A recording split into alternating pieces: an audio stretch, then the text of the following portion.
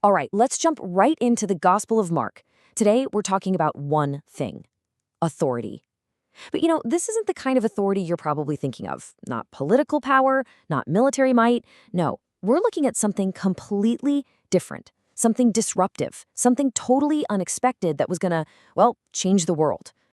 So it kind of makes you ask, right? What does real authority actually look like?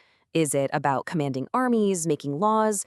Mark's gospel comes at this with a pretty radical answer, and it all centers on the totally unconventional power of Jesus.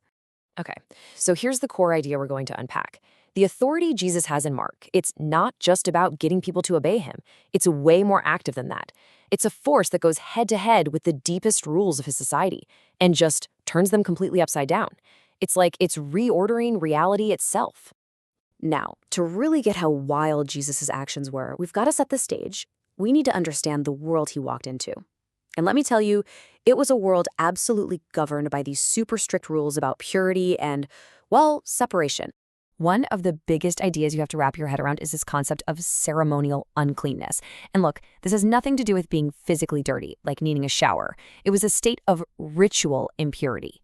If you were declared unclean, maybe from a skin disease or from touching a dead body, you were cut off, completely. Cut off from your community, from your family, even from your place of worship.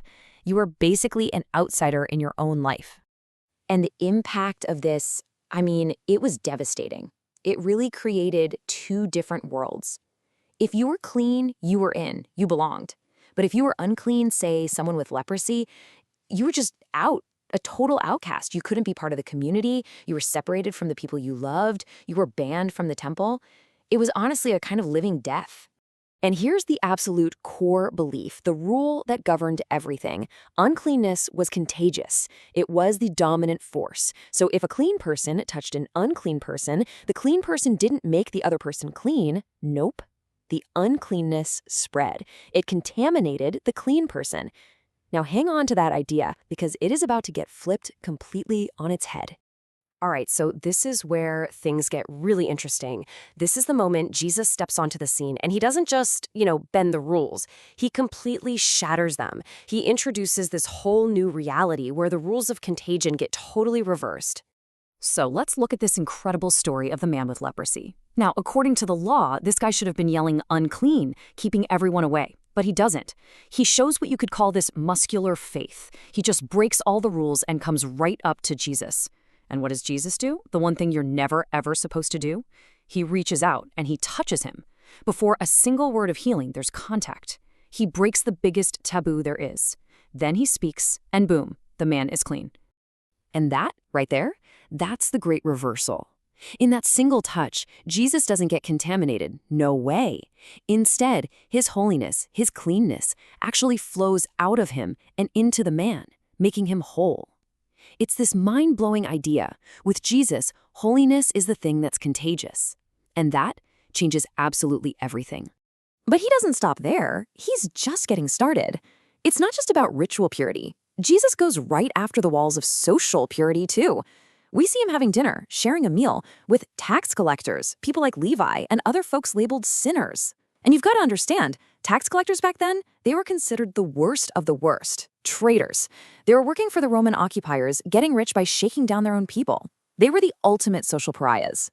So naturally, the religious leaders see this, and they're outraged. But Jesus' response is just brilliant. He uses this medical metaphor. He basically says, look, who needs a doctor?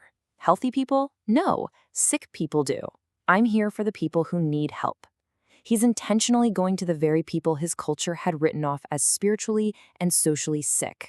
So he's already challenged the rules of physical purity and social purity. But now the stakes get way, way higher, because he goes from healing the body to claiming an authority that pretty much everyone believed belonged to God and God alone, the power to forgive sins. And the scene for this next part is it's like something out of a movie. Jesus is teaching inside a house, and it is so packed with people you can't even get near the door.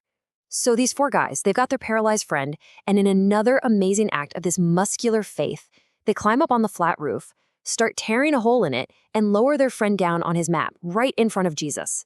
They are literally breaking through the roof to get to him. So everyone's watching, right? They're all expecting him to heal the guy. Obvious next step. But that's not what Jesus does. His very first words are completely unexpected and totally shocking. He looks at this paralyzed man and just says, "Son, your sins are forgiven." And you can just imagine the religious teachers in the room. To them, this is blasphemy, plain and simple. Only God can say that. But Jesus, he knows exactly what they're thinking. So he poses this genius question. He asks them, hey, which is easier to say? Your sins are forgiven or get up and walk? And think about it. It's way easier to say your sins are forgiven, right? Because who can prove it didn't happen? It's an invisible claim. But telling a paralyzed guy to walk, that's something everyone can see. It's either going to work or it's going to be a huge public failure. And this is where he ties it all together so brilliantly. He's basically saying, all right, just so you know that I have the authority to do the thing you can't see, to forgive sins, I'm going to do the impossible thing you can see. And then he tells the man, get up, take your mat, and go home. And the man does. The visible healing becomes the undeniable proof that he has the authority to do the invisible forgiveness. So let's step back for a second. What does all of this add up to? Because these aren't just random, nice stories.